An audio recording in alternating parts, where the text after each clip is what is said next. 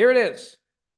Not a whole lot of questions today, which is good because I really don't. Yesterday was like over an hour, almost an hour. I really don't want to put you through that or myself on a regular basis.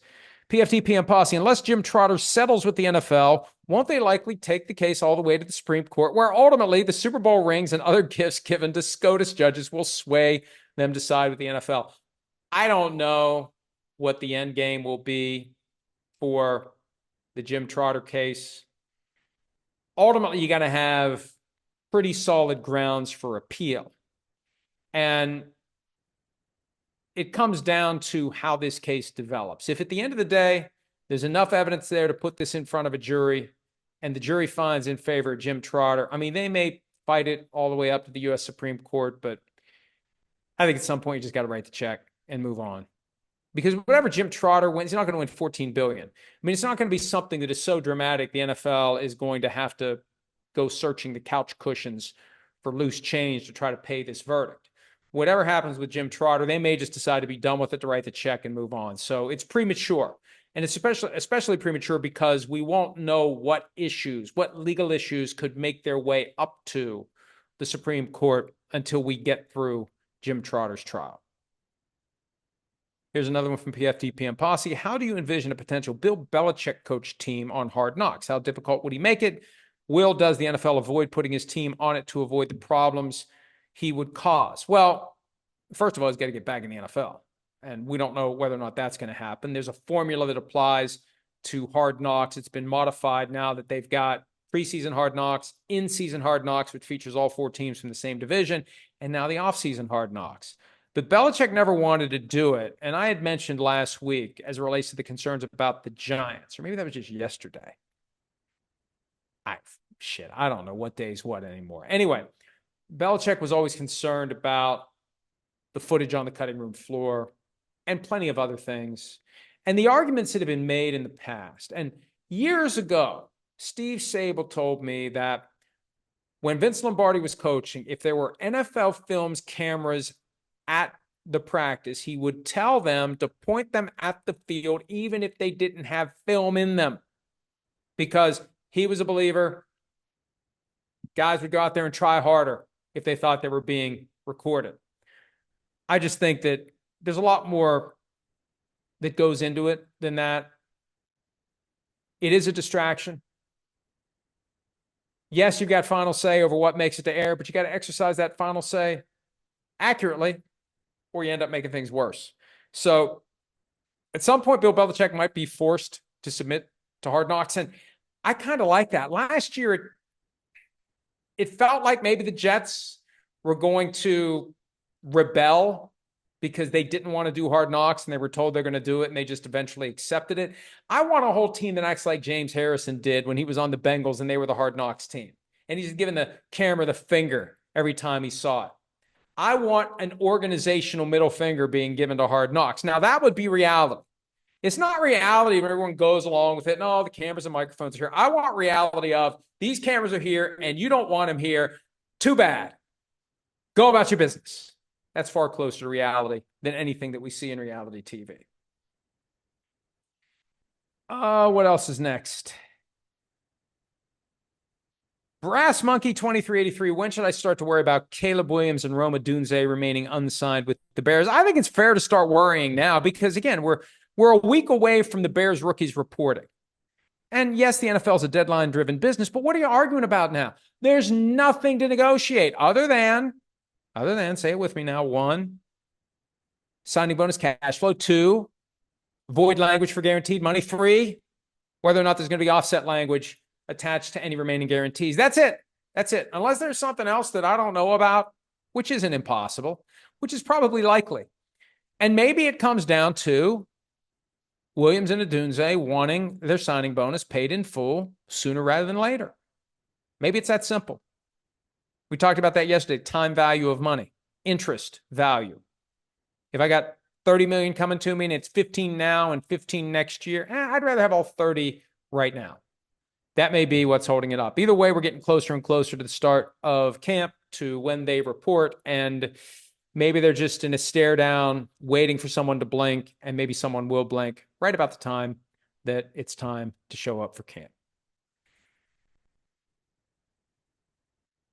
Burn unit. If the NFL is forced to pay out for the class action, would they be able to pay out in payments, or would it have to be a lump sum? I mean, look, when the money's due, the money's due. And then it becomes an issue of how you collect on an outstanding verdict. And that's a separate negotiation. And, the lawyers, how aggressive are they going to be? Are they going to try to seize assets? Are they going to try to garnish wages? So it's a good problem to have. And usually, big companies that get hit for a significant verdict, when it's time to finally pay, they just pay. They don't want to have to worry about being chased around because they have the money. It's easier to just pay the money. I think that what the NFL should be doing is coming up with a clear plan to have that money ready to go once all appeals have been exhausted. There's still, and I'll tell you what I'm doing right now. Beyond working my way through a 2,506-page trial transcript, and I am very pissed at myself for writing that check. I want to go back and kick past me's ass for writing this check, because current and future me has to read that entire mother effing transcript, 2,506 pages. Anyway, one of the other things I'm currently doing, I've gotten my hands on the latest submission by the league to the court seeking that the verdict either be thrown out and judgment entered for the NFL, or the amount of the verdict being knocked down all the way to $1. And there's some persuasive arguments in it. And I was just the NFL's side, and I suspect that the plaintiffs will tell a very different story. But based upon what I'm reading, there's a chance that the jury, instead of accepting the calculations that were given to them by the witnesses put on behalf of the class to prove what the damages were as a result of the NFL gouging customers for the Sunday ticket package, the jury just came up with their own calculation that has no basis in evidence. And you just can't do that. You can't just say, okay, the NFL's in the wrong. Now, what are we going to pay the plaintiffs? Well, the plaintiffs put on some evidence about what they're, but it's kind of confusing. I don't really agree with that. Hey, let's do this. Let's come up with our own. If that's the case, it's going to, I think about the things that when I was practicing law and putting on a damages case, because in a civil case, when you represent the plaintiff, you got to prove liability and damages. It's not enough to just prove liability, as the USFL found out 38 years ago. You still have to have damages too. They proved that the NFL engaged in anti-competitive practices, built a monopoly, and used it against the USFL. And they failed to prove damages. The NFL at one point asks for it to be reduced to that same $1. Without mentioning the USFL case, they mentioned they'd like it to be reduced to $1. So, I don't know, could there be a new trial on damages? Could the case just be reduced to $1? Could the judge say, hey, you haven't proved your damages case? And apparently, and it's going to take me a while to get to this point in the transcript, but when the judge was berating the plaintiff's lawyers in open court, with the jury not present, about the weakness of the case, and I might just direct a verdict, I'm getting the impression that the core of that was basically your damages case is ass.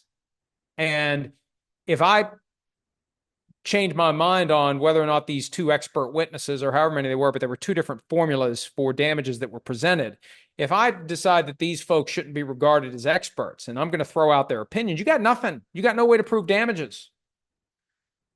It's not like, when you have an injury, to use that example again, you've got hospital bills, doctor visits, follow-ups. It's very easy to put together lost wages if you miss work. It's very easy to put together what you've lost. In this case, it's not easy to put together what the plaintiffs lost, because you have to prove, okay, here's what we paid. What would we have paid if the NFL wasn't engaging in antitrust violations? What would the price have been? And if the case made by the plaintiffs fails to hold water, the jury just can't go. And the allegation contained in the paperwork filed by the NFL last week is that they just got their iPhone calculator and they came up with their own formula. And the NFL's lawyers recreated it like to the penny of what they believe the jury did to come up with their own measure of damages. So keep an eye on that. I'll be writing about that at PFT as I continue to read through. I'm on page 151. That just tells you how far I have to go. Now, I just got it last night. 151 out of 2,506 pages. Yeah. Past me deserves, for many reasons, a serious ass kicking at this point. Next question. Logan Bear, if a new NFL franchise is added outside of the U.S. or not, what's the process of constructing a roster? NHL has the expansion draft. Is the NFL something similar? I think they would come up with their own rules each time, and I think that's how it works. Every time the NFL adds an expansion team, they come up with rules for building out that roster. It becomes more challenging if you do put a team in London. We've talked about that in the past, all of the various issues and wrinkles that would make it challenging to start a team from scratch, or any team, relocated team. If the Jaguars, for whatever reason, has their deal fall through in Jacksonville and Shad Khan decides to move the team, there would be issues there when it comes to the possibility of the guy who gets drafted says, nope, I'll just not play football this year. Thank you very much. I don't want to move to England. So they would come up with their own set of rules, case by case, if and when there is expansion. Tom Marshall, as an overseas NFL fan via its partner, DAZN, I get to stream any game, any week for just under $50 a year, $60 a year. Are U.S. fans just a victim of geography? I think it's not just geography. I think it's the NFL knows that American football fans will pay the price, that a certain percentage will do what they have to do to watch the games they want to watch, even if it means paying way too much for the full package, despite the fact that they only want to watch the games of one team. One of the things I noticed in the opening statement offered up by Amanda Bond, one of the lawyers representing the plaintiffs, apparently in Canada, it is a lot cheaper and there is a lot more flexibility because the regulatory environment in Canada requires it to be. So, the NFL in the U.S. tried to get away with what it could get away with. And it got away with it for 30 years. And it still might get away with it. Some of the stuff that I've gleaned from the opening statement, and I'm a firm believer based upon reading the plaintiff's opening statement that they got the jury convinced. Just that opening statement that the NFL was in the wrong. There's some stuff in there, and I'll write about it at PFT. I don't want to misremember accidentally some of the stuff that I saw, but there's some documents making it, to me, pretty clear that the NFL knew what they were doing. They were careful about what they said. And there was a lot of unspoken. There's a great example that Amanda Bond used in her opening statement about the implicit agreement that was made between Thelma and Louise to drive the car off the cliff. They never came out and said to each other, let's just drive the car off the cliff. Sometimes agreements are reached with knowing glances, a thumbs up, a shaking of hands, or just going about your business. And I think that's part of what resulted in the verdict in this case. The jury believed that even though the NFL's witnesses all said we had no secret agreements, we had no side deals, we had no effort to tell DirecTV what they needed to charge for Sunday Ticket, I think that there was enough there that the jury could say, yeah, we see right through that. We know what you were doing. So again, more on that to come at PFT. Scotty Ferg, what do you think of Joe Burrow's Pro Bowl second bye week idea if there's 18 games? I never understood the structure of bye weeks. Why don't they have half the teams take their bye week 8 and the other half week 9? Look, and I think Joe Burrow has suggested something like have the Pro Bowl in the middle of the season, or they're never going to shut the season down once they start. They're not going to give everybody a week off. What they're going to do at most is have a second bye week that gets sprinkled around each of the various weeks of the season, just like the first bye week. They did it in 1993. There were 2 bye weeks. At the time, there were 28 teams. There are now 32 teams. At the time they did 2 bye weeks, the networks didn't like the idea that stretching the season out, having more teams off, because every team's off twice now instead of once, it dilutes the quality of the individual weeks. Coincidentally, 93 was the last year before they launched Sunday Ticket. I don't know, maybe that's not a coincidence. But now, if you do a second bye week and an 18th game, how much does it dilute the slate of games each week? That's going to be one of the questions the NFL has to ask, because I think it is very difficult to make the case of 18 games without a second bye, especially because, and I had somebody argue, even with 17 games, all of these standalone games and all the things they're doing to have a team play this day, that day, this day, that day. The Chiefs play every day of the week except Tuesday this year. We're probably already at the point where you need to have a second bye week to ensure that there's rest. Once the NFL believed its own talking point about short week football, that the injury rate for games played on Thursday after playing on Sunday is no different than the injury rate for games played on Sunday after playing on Sunday. Once they sold themselves on that, hey, we'll have teams play on Sunday to Thursday or Wednesday to Saturday or 4-day turnaround as much as we want, because it's not an injury issue. It's not a health and safety issue. And I think anybody who gets it, anybody who does it, knows what it feels like to get out of bed the day after a game and what it feels like to get yourself ready to play 3 days after that moment where you've rolled out of bed the day after a game versus 6 days after you've rolled out of bed after playing an NFL game. And again, Jets, 3 games in 10 days to start the season. Aaron Rodgers, 4 snaps of regular season football since January of 2023. 3 games in 10 days to start the season. Dave wants to know what's going on with the John Gruden lawsuit. Look, we addressed this last week. I'll give you the quick summary, Dave. John Gruden's screwed at this point because his only hope, he lost an effort to get a rehearing before the full Nevada Supreme Court on the question of whether or not he has to arbitrate his case. His final effort, if he's going to even give it a try, is to get the U.S. Supreme Court to take up the case. They probably won't. If they do, there's a pretty good chance by a vote of 6-3, they'll say you have to go to arbitration. At some point, he's got to go to arbitration. And we all lose in that regard because nobody ever finds out who undermined the integrity of the 2021 NFL season by taking out John Gruden, by strategically leaking supposedly secret emails to the Wall Street Journal and then the New York Times to take out John Gruden during the season. They could have done it before the season. They could have done it after the season. They did it during the season. Regardless of whether or not John Gruden deserved to be fired, nobody deserved to have that happen during the season. The Raiders didn't deserve it. The teams they were competing with didn't deserve it. And anybody out there that, may have had a futures bet on the Raiders winning the Super Bowl that year, well, if I'd have known somebody was going to take out John Gruden 5 weeks in, I probably wouldn't have made that bet.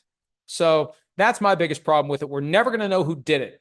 And separate and apart from what you think about John Gruden, the fact that he was taken out during the season by someone is something that a lot more people should care about than apparently do. All right, let's wrap this up soon. Let's see what else we have here. There's some more Sunday Ticket questions. I've said a lot about Sunday Ticket, and I'll be writing more about it. So if you have more questions about it, feel free to ask them. Too Cold Hands. Do you think it's make or break year for Joe Douglas? I keep hearing about hot seat, but the roster is incredible. If anything, I think it's just Saleh on the hot seat. Aaron Rodgers put it best when he was on Pat McAfee's show at one point this offseason. If they don't get to the playoffs this year, everybody's gone. Everybody's gone. Douglas, Saleh, Rodgers, everybody, except ownership. Can't fire ownership. So I think everybody's on the hot seat. It's got to work this year, or there's going to be major changes with the New York Jets, including Aaron Rodgers not being back in 2025. Last question, also from Too Cold Hands. How was your vacation? I'm living my vacation. I don't need a vacation. Somebody said, you need better perspective. You need to take time off. You need to get away from this. What if this is what I enjoy? What if I like this? What if I want to do this? What if I get pleasure and satisfaction out of sitting here and talking about football? So we're going to the beach next week. And as I said yesterday, I will make an effort to do, technology permitting, and unless I'm really hungover on any of the days of the week, which is possible. It's not out of the question. But I managed last week to do it Monday, Tuesday, Wednesday, Thursday, Friday. Undisclosed location somewhere on the East Coast. PFT PM will be possibly originating from there next week. And look, in an Olympic year, I know how it goes. PFT Live ends up off a little bit longer. It's all hands on deck to handle the Olympics.